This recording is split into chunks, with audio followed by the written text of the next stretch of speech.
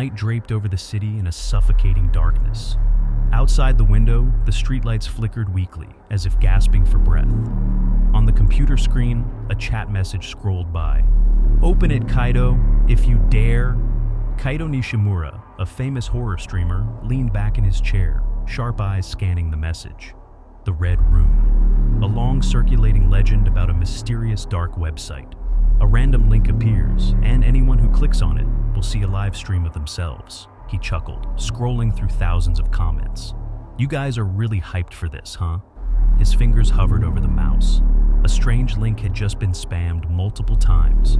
People had tried to prank him before, but this time, something felt wrong. He copied the link and pasted it into the Tor browser. The screen went black, and a loading bar slowly inched forward. Live stream initiated. Suddenly, an image appeared. Himself, sitting at his desk, in the exact same posture. Every detail was accurate.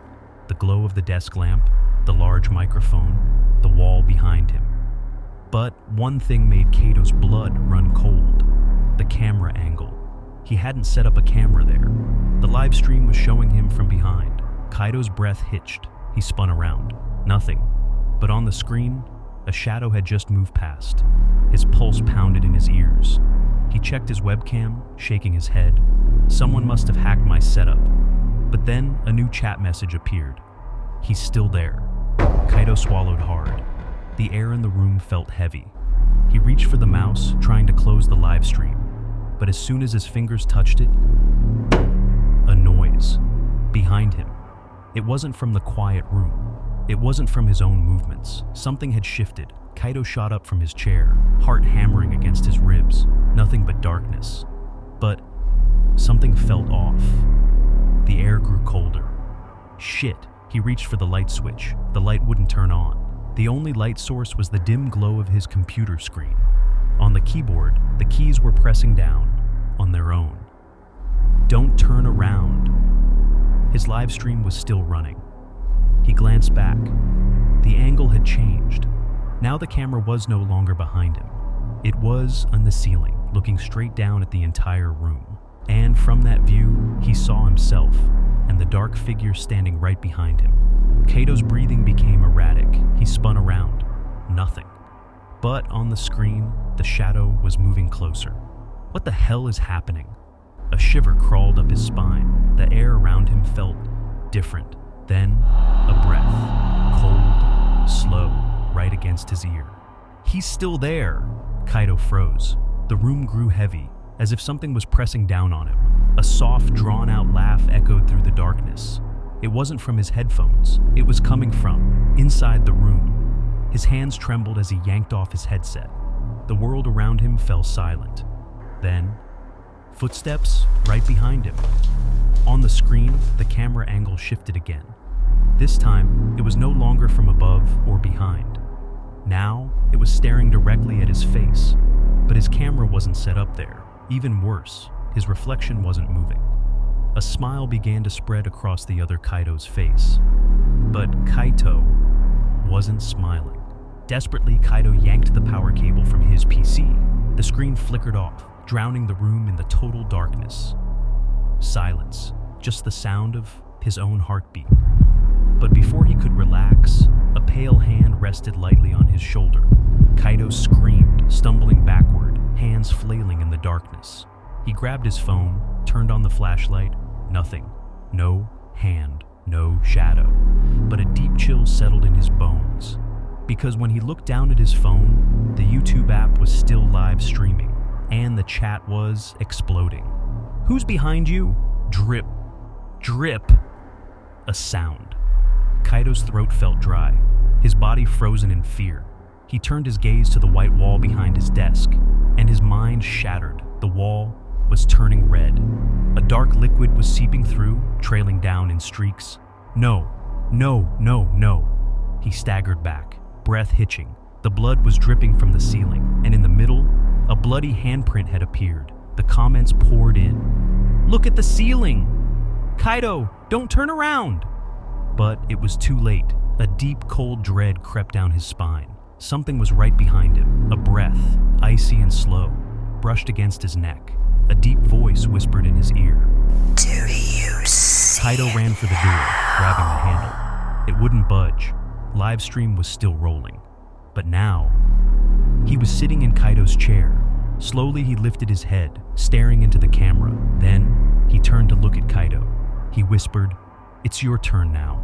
Kaito's phone screen flickered, and the live stream changed angles again. But this time, the camera was no longer pointing at the room. It was now focused on the darkness inside the screen. A void. A place where he no longer existed. His chat exploded with confused messages. Where did Kaito go? Wait, who's sitting in his chair? What the hell is happening? And then, one final message before the screen cut to black. Who's next? Kaito was gone. No traces left. His streaming setup sat perfectly untouched, as if he had never been there. The camera faced an empty room. But then, the screen turned on by itself. A black, empty live stream. And from the void, two eyes slowly opened. They were watching. A new YouTube notification popped up. Live now, the red room, the title read, "A new streamer has joined." Someone, or something, was now sitting where Kaito once had been. The camera slowly zoomed in. A pale face emerged from the darkness. The chat started filling up. Who is this? This isn't Kaito. Why does he have the same room? The figure on the screen tilted its head, as if amused. Then, with a slow smile, it raised a single finger to its lips. Shh. The screen glitched violently, and then, one last message appeared before the stream ended. You watch this. Now it's your turn. The screen flickered off. For a moment, there was silence, and then, your screen flickered back on. The camera was recording, and the live stream was showing you.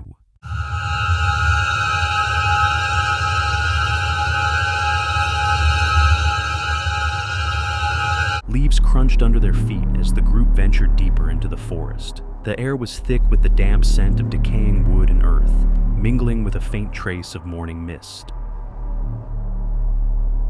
4 friends, Ethan, Ryan, Lily, and Jason, were enjoying their long-awaited camping trip after months of stress and work. This spot looks perfect, Ethan said, nodding toward a small clearing between towering trees. Let's set up here. Ryan dropped his backpack and stretched. Finally! That hike was brutal, but this is worth it. Jason, the one most obsessed with photography, had already pulled out his camera, scanning the area. Before we do anything, let's take a group photo. They stood close together, smiling at the camera. Lily held up her phone and counted down. 3, 2, 1. Click! The camera shutter echoed through the woods. None of them knew. This would be their last photo together. The evening passed with laughter and warmth. They pitched their tents, built a fire, and shared ghost stories. But as night crept in, something subtly changed, something no one noticed at first. The sky. It wasn't the usual deep, dark blue of nighttime. Instead, it had taken on a new-natural shade of murky violet, as though veiled by an eerie mist. Ryan was the first to point it out. Guys, does the sky look weird to you? Lily glanced up, frowning. It's probably just fog. But Ethan felt something was off. There were no stars, just an endless empty void. After dinner, Lily scrolled through her phone, looking at the pictures they had taken earlier. She smiled. Hey, this one came out great. Look at this.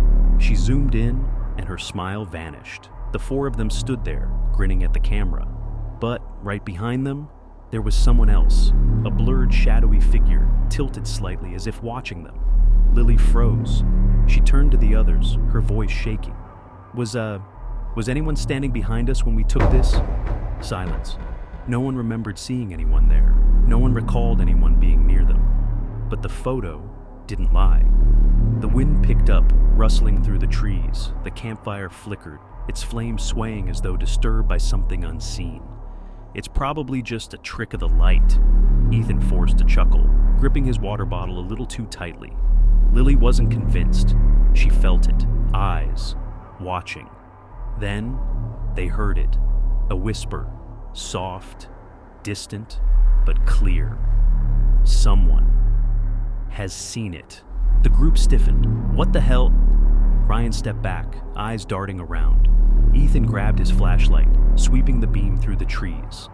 Nothing, just the silent forest. But the silence wasn't normal.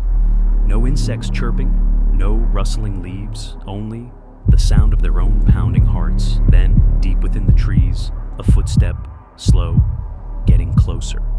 Ethan's flashlight beam trembled as he swept it across the trees. Nothing moved, but the footsteps continued. Deliberate, slow, crunching against the dried leaves. Ryan gritted his teeth. Maybe it's a deer? Lily shook her head, clutching her arms. No, that's not an animal. Jason adjusted the camera strap around his neck, his fingers unconsciously tightening. The sound came again, closer. Then it stopped. Silence, an unnatural, suffocating silence.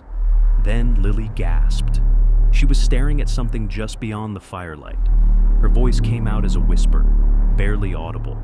Guys, there's someone standing there. The others turned, and there, just at the edge of the fire's glow, stood a figure, motionless. Not facing them, but slightly angled, as if halfway through turning. Their hearts pounded. "Who's there?" Ethan called out, forcing authority into his voice. No response. Jason slowly raised his camera, zooming in, trying to get a clearer look. Through the lens, the figure wasn't blurred, but something was wrong. The closer he zoomed, the less distinct the figure became, like it was phasing in and out of existence. Then, the figure moved. It didn't walk. It didn't shift normally. It glitched. 1 second, it was several feet away. The next, it was closer, just past the tree line, and now it was facing them. Ryan staggered back, nearly tripping over a log. "Shit," he breathed, his voice cracking. The figure, it looked like them, like a distortion of them, like an echo. Then it smiled, a slow, unnatural smile, stretching far too wide for its face. Lily screamed.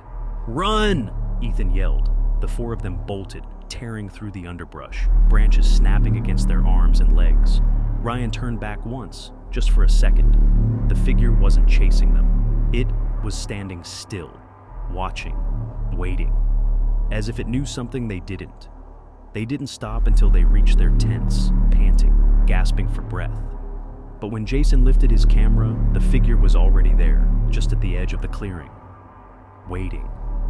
No, this isn't real," Lily muttered, her voice shaky. Jason looked down at his camera. His fingers moved on their own, clicking through the images. And then, he froze. There was a new picture. One none of them had taken, a photo of the four of them, taken from behind, as if someone had been standing right there, right behind them. Jason's breath came in ragged gasps as he stared at the image on his camera screen. A photo of them, from behind. The angle was perfect, too perfect. Someone, or something, had been right there when it was taken. His hands trembled as he turned the camera toward the others. There's no way," he whispered. "None of us took this." Ethan grabbed the camera and stared at the image. His fingers turned cold. They weren't alone. Ryan swallowed hard. What if it's still here? Silence, then a twig snapped behind them. Ethan spun around, shining his flashlight toward the trees. Nothing, but the uneasy feeling crawled up his spine. Lily's breath hitched. "Check your phone," she whispered. Ethan hesitated, then opened his camera app. He turned it to selfie mode, using it like a mirror to check behind him. At first, it showed only him. Then, something moved. A face flickered in the background, just over his shoulder. Not his, not any of his friends. A twisted version of himself, staring back, smiling. Ethan dropped the phone. "We need to get out of here," Ryan gasped, his chest rising and falling rapidly. "But it's the middle of the night," Lily argued, voice shaking. "We'll get lost." Jason clutched his camera, fingers white from gripping it too tightly. "We can't stay here." Then, Ethan's phone lit up on the ground. A notification. A new photo had been taken. Slowly, shaking, he picked it up. The image was pitch black. But as he adjusted the brightness, his stomach dropped. There were 4 figures in the photo. Not them, but their copies, standing in the darkness, waiting. The campfire flickered violently, the flames shifting unnaturally. The shadows grew longer. They weren't just stretching, they were moving on their own. Lily whimpered, stepping back. "It's copying us!" Ryan turned to Ethan. "Screw this, we leave now." Ethan didn't argue, but as they turned toward their tents to grab their things, the figures were already there, each one standing perfectly still, in their exact places, as if they had never moved. Jason pointed his camera at them, hands trembling. Through the lens, the figures became clearer. It wasn't just them, it was them. At different moments in time, some smiling, some mid-laugh, some with eyes wide in terror. Lily screamed. The moment she did, all the figures turned their heads toward her. The fire snuffed out instantly, and the last thing they saw before the darkness consumed them was their own faces staring back. A phone vibrated in the darkness. The screen lit up. A new photo had been uploaded, the group photo from earlier, but now they were missing. The only thing left in the picture were the smiling copies. A week later, another group of campers stumbled upon the abandoned campsite. No signs of struggle, no bodies, just a few scattered belongings. A phone still powered on. Curious, one of them picked it up. The screen lit up. A single message appeared. "A new group has joined." Then the camera snapped a photo. Click.